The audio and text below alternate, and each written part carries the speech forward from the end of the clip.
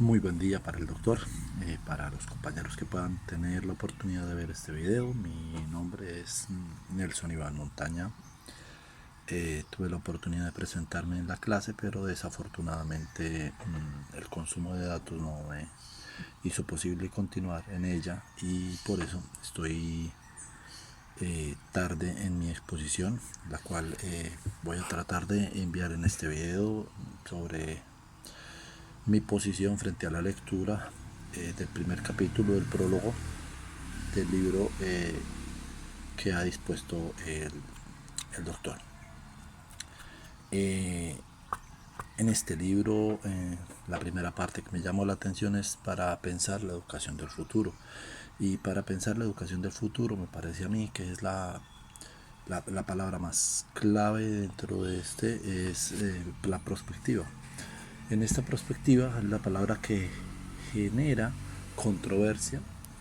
Esta palabra en un principio, bueno, por su definición y por la vista que se puede dar desde lo que significa en la educación, se ve como algunas predicciones, y de esas predicciones, o más bien de esa definición de predicción, de esperar algo del futuro,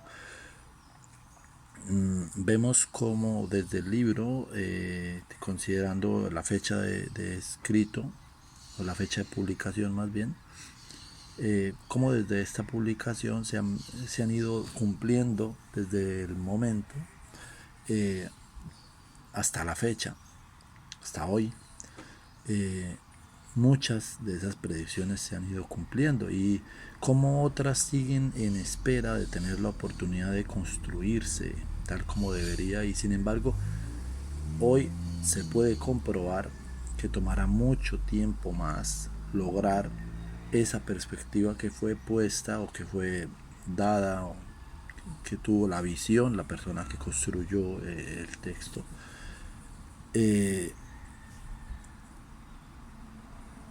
o que construyó la perspectiva dada en este escrito.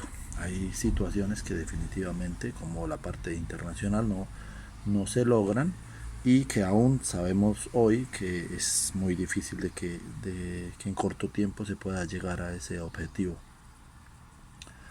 Además, se permite empezar a construir una nueva perspectiva a partir de lo que ya conocemos que se ha cumplido y de lo que nos falta, y además dando nuestra propia mirada desde la distancia, entre comillas, esa distancia que es la que pone el autor para nuestro conocimiento, y podemos empezar a mirar entonces una nueva perspectiva, donde ahora podremos evaluar a qué tanto se cumplió y qué tanto podremos o aspiramos a llegar en los objetivos. La próxima evaluación, cuándo sería, las condiciones del contexto mundial. Sería bueno pensar que esta fecha sería el 2030.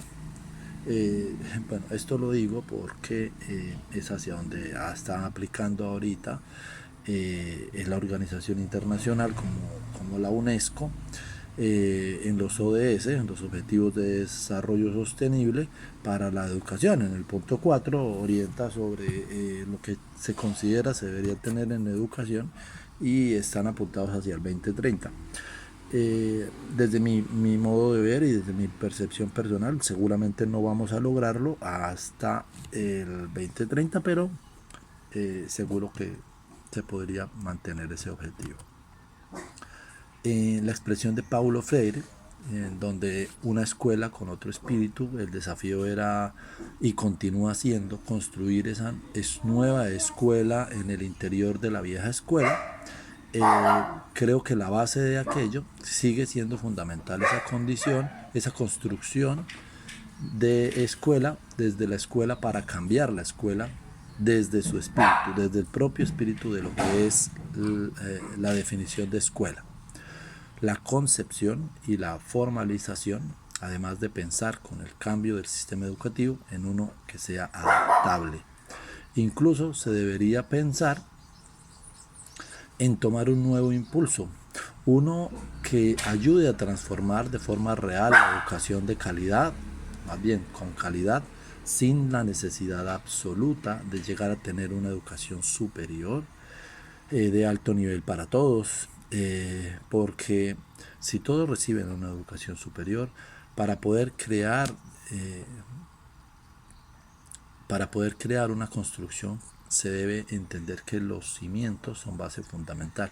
Para Latinoamérica urge los cambios de esos cimientos. Lógicamente, para lograr un cambio se necesita la reestructuración del pensamiento y todos los actores. Y por ello se habla de las bases en donde, o más bien hablo de las bases en donde los primeros en ejecutar los cambios son los docentes. Los docentes, base fundamental para iniciar ese cambio. ¿Por qué digo que no todos podrían ser profesionales? Porque en el entendido de las capacidades que tiene, en este caso, el país en el que estoy, es prácticamente imposible que el cambio se diera radical, de forma radical, pero sí se podría pensar o plantear una transformación de la educación a partir de modelos de educación superior no profesional, que empiece a generar cambios en los estudiantes, y estos cambios se muestren hacia los adultos en 5 o 10 años, y esos adultos empiecen a cambiar la generación de jóvenes que van a educar, igual que obviamente desde la escuela. En educación para el futuro, bueno, sin lugar a dudas, plantear la educación en cualquier tiempo será sinónimo de cambio. En perspectiva con los cambios que trae el variante mundo, que obliga a que este tema sea relevante en los planteamientos educativos. Ejemplo de ello se hace que hace 20 años la informática, las redes sociales, el internet, incluso la telefonía hace 25 o 30 años, entre otros, no hacían parte importante de los diferentes entornos educativos. Y hoy difícilmente podríamos dar un conocimiento lejos de estas herramientas que complementan cualquier información. Y de hecho que ya quien no las utiliza es quien está quedando atrás en el avance de la nueva pedagogía, de la nueva forma de educar.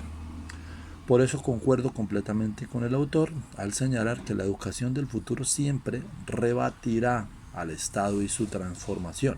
Siempre debe estar aunada a los diferentes actores, y sólo así se logrará un cambio de gran importancia, pero que jamás será definitivo. Y por otro lado, que la pedagogía de la praxis será parte fundamental para avanzar en estos cambios con mayor efectividad.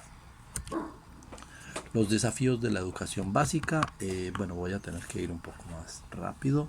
Las etapas en la educación, bueno, ha sido de 1930 a 1964, en 1964 a 1985, y después de 1985, considerando también un cambio en 1995 y superior. Estos cambios no se dieron solamente en Brasil, estos cambios a nivel latinoamericano creo que se tuvieron no la fecha o no el mismo año, pero más o menos contemporáneamente hubo cambios en toda Latinoamérica. De ahí que en general Latinoamérica sigue con un atraso fundamental frente a culturas desarrolladas que solo aumentan exponencialmente, o más bien hace que Latinoamérica aumente exponencialmente la inequidad y la poca calidad que se genera en su educación. En la parte que hablamos sobre la libertad de la educación pública y privada cuenta con el otorgamiento de una libertad de cátedra, pero esa libertad de cátedra pues está muy amarrada a todas las condiciones que genera el Estado.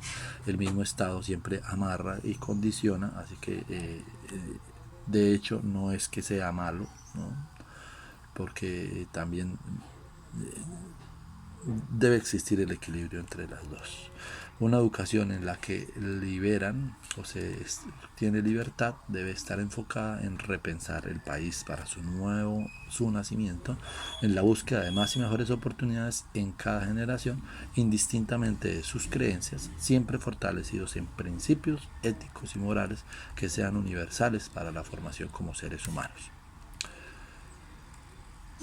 Bueno, la inversión en la educación, que sería como la última parte, hay que ver que ha aumentado en Latinoamérica, los países han aumentado más del doble de lo que tenían antes en inversión para la educación, y sin embargo estos recursos son absolutamente insuficientes. Insuficientes porque es mucho más grande el atraso que la cantidad que se puede lograr para nivelarlos de el presupuesto que se ha generado, ¿no? A pesar de que algunos países de Latinoamérica tienen un nivel de 5.5, 6.0 de su PIB, esta ha sido insuficiente.